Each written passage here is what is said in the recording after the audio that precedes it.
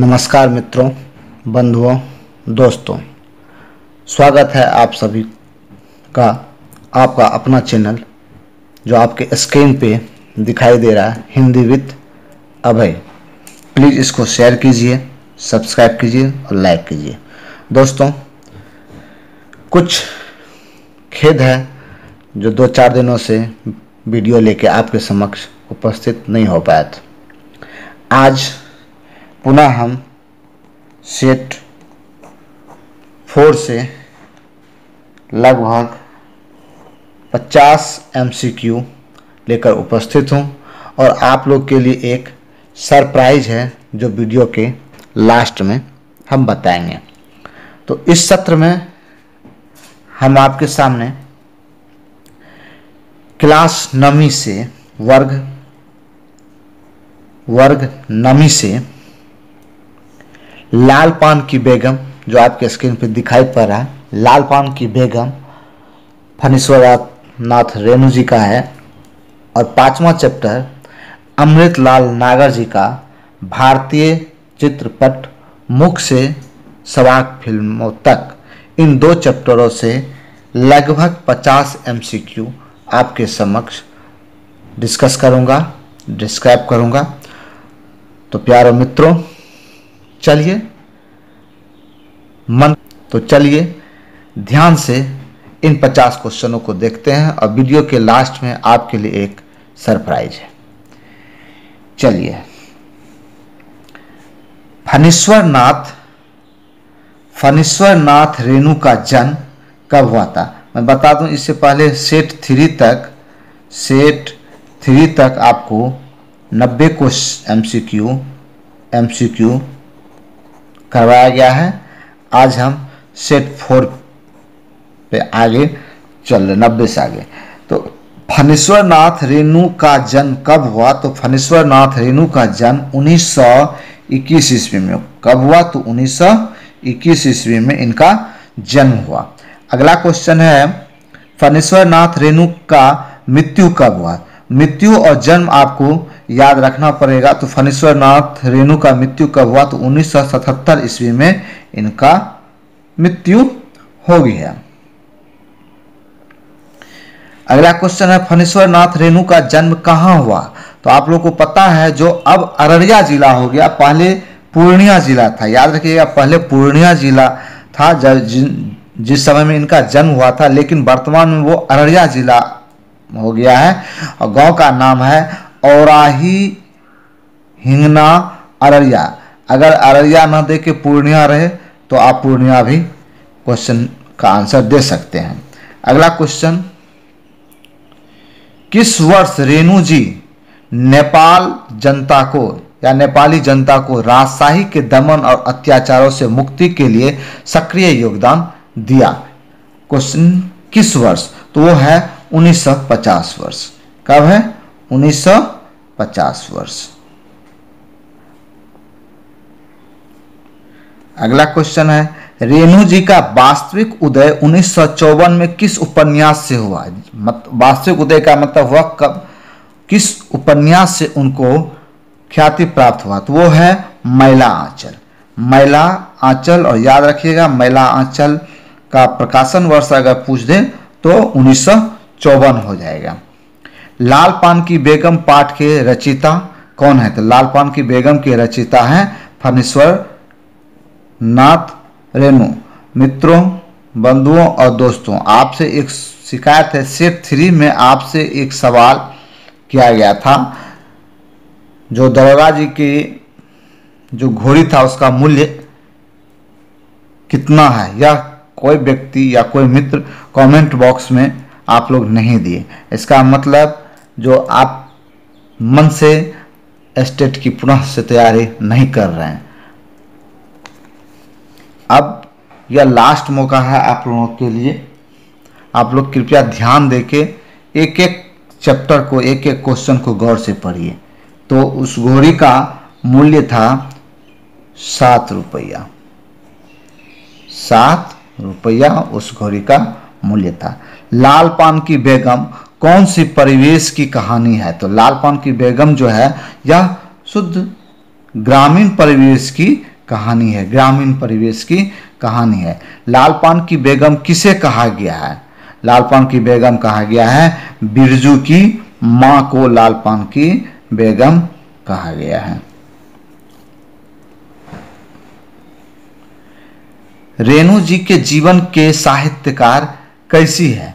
तो ग्रामीण है और इनको आंचलिक उपन्यासकार भी कहा जाता है। आंचलिक उपन्यासकार का मतलब हुआ, आंचलिक का मतलब हुआ जो गांव के सामाजिक मुद्दों को और वहाँ के संस्कृति सभ्यता पे लिखते हैं, उनको आंचलिक कहा जाता है। लाल पान की बेगम एक कैसी कहानी है? देखिए आ ही गया क्वेश्चन, तो वो एक क्या है? आंचलिक। बिरजू की मां ने क्या भरकर मीठी रोटी बनाई थी? तो वो शकरकंद भर के मीठी रोटी बनाई थी बिरजू की मां।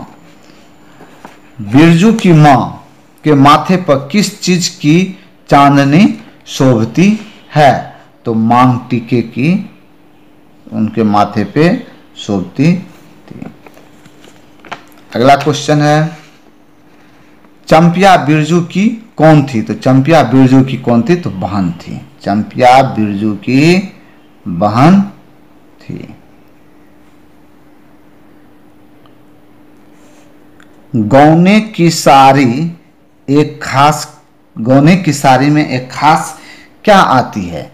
तो एक तरह का गंध आता है गौने की साड़ी में। लाल पान की बेगम गद्य की कौन सी विधा है? तो लाल पान की बेगम जो है यह एक कहानी है। कहानी और निबंध में कौन कौन सा आपके पाठ्य पुस्तक में पाठ आता है उससे संबंधित एक वीडियो हम आपको दे चुके हैं।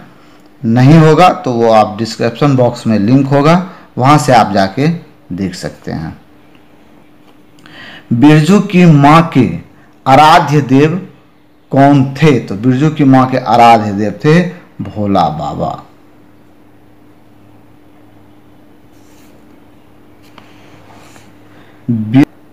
बिरजू का बप्पा किस सवारी से सपरिवार नाच देखने गया था? तो वो गया था बैलगाड़ी से।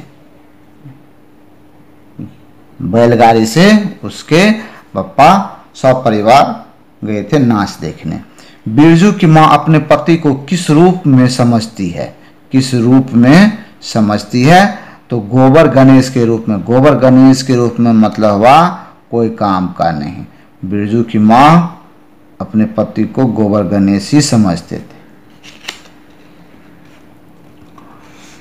लाल पान की बेगम का कौन सा आभूषण पहनकर नाच देखने गई थी? लाल पान की जो बेगम थी वो कौन सा आभूषण पहनकर नाच देखने गई थी? तो रूपा का मांग टीका। रूपा का मांग टीका। टोले मोहल्ले के लोग बिरजू की मां को क्या कहते थे? टोले मोहल्ले के लोग बिरजू की मां को कहते थे लाल पान की बेगम। यहीं से मतलब लाल पान की बेगम जो नाम पड़ा वो टोले मोहल्ले के लोग ही बिरजू की मां को बोलते थे। अगला क्वेश्चन अगले स्लाइड में हम देखते हैं। चलिए तो अब आते हैं भारतीय चित्रपट मुख से सवाक फिल्मों तक, जो अमृतलाल नागर जी का है और यह है निबंध।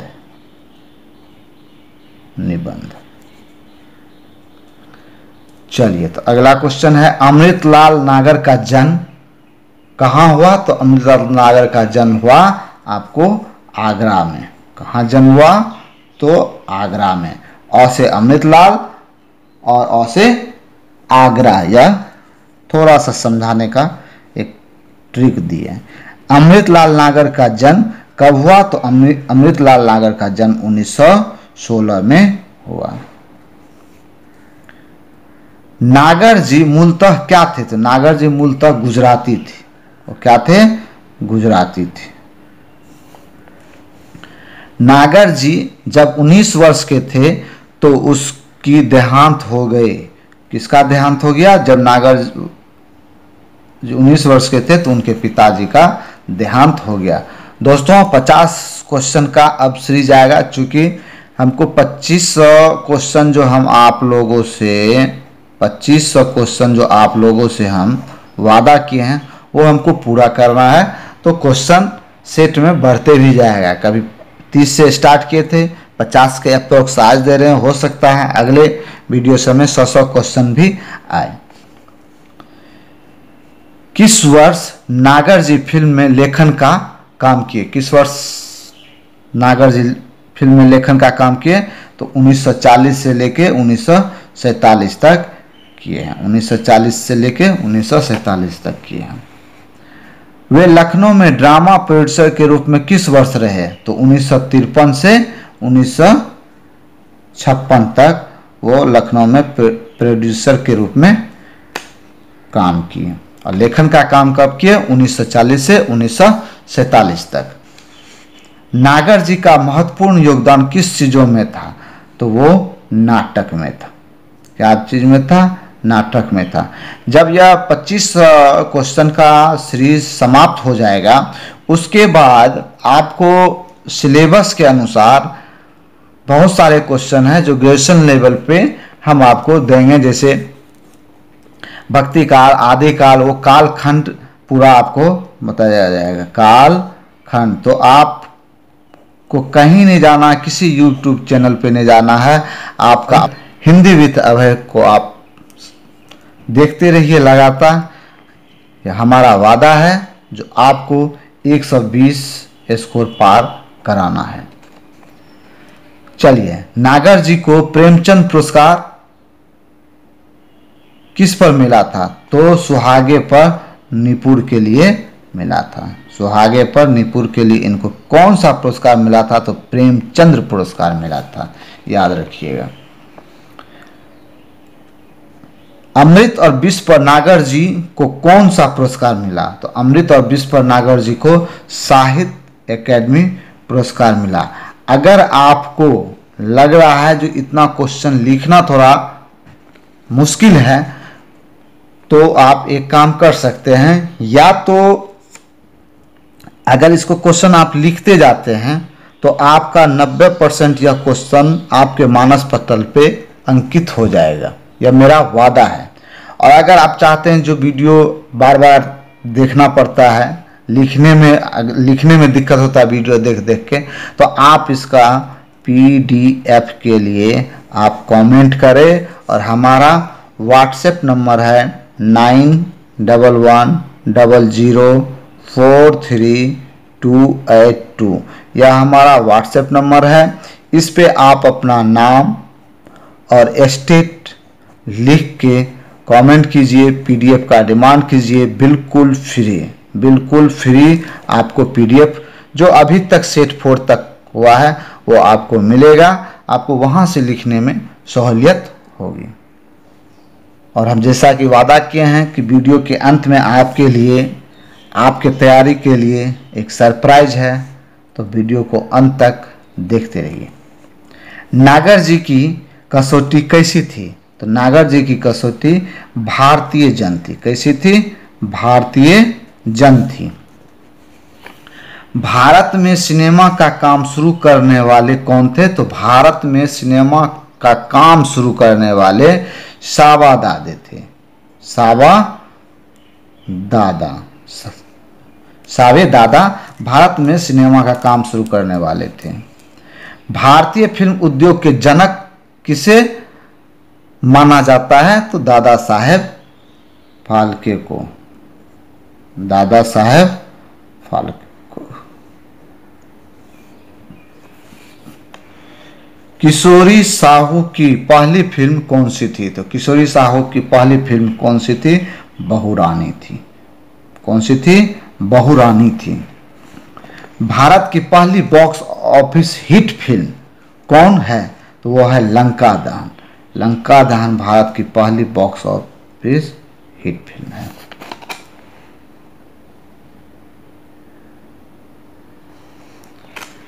नागर जी पहली बार कोल्हापुर कौन सी फिल्म लिखने गए थे? नागर जी पहली बार कोल्हापुर फिल्म लिखने गए थे। किसका? संगम का।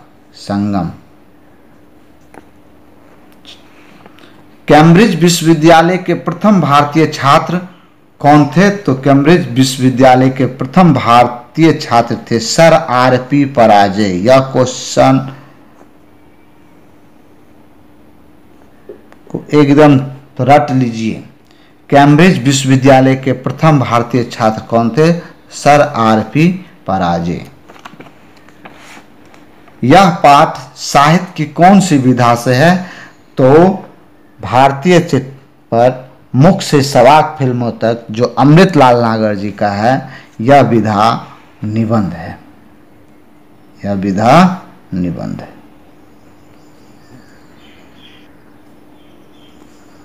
चौथे दशक में सबसे प्रसिद्ध पौराणिक कथा से जुड़ी फिल्म कौन सी थी? पौराणिक कथा चौथे दशक में वो कौन सी थी? तो राजा हरिश्चंद्र। राजा हरिश्चंद्र। अगला क्वेश्चन है, भारत में पहली बार सिनेमा कब और कहां दिखाया गया था? तो भारत में सबसे पहली बार फिल्म मुंबई में 6 जुलाई 1896 को दिखाया गया था। मुंबई में 6 जुलाई 1896 को दिखाया गया था। भारत से पहले मुख्य फिल्म कहाँ बनी थी? तो भारत से पहले मुख्य फिल्म फ्रांस में बनी थी। कहाँ बनी थी? फ्रांस में। भारत में तीसरे दशक की सबसे महान फिल्मी हस्ती कौन थे? तो तीसरे में बाबूराव पेंटर तीसरे दशक में सबसे महान हस्ती थे, फिल्मी हस्ती थे। कलकत्ता में स्टार थिएटर की स्थापना किसने की? तो मिस्टर स्टीवेंसन। मिस्टर स्टीवेंसन जो है वो कलकत्ता में स्टार थिएटर की स्थापना किए। भारतीय चित्र पाठ के लेखक कौन है? तो अमृतलाल नागर जी हैं। कौन है? अमृतलाल नागर जी है, जिनका जन्म 1916 में हुआ है आगरा में, जो मूलतः गुजराती हैं। भारत की पहली फीचर कौन सी थी? भारत की पहली फीचर कौन सी थी? तो भक्त मुंडलिक। भक्त मुंडलिक।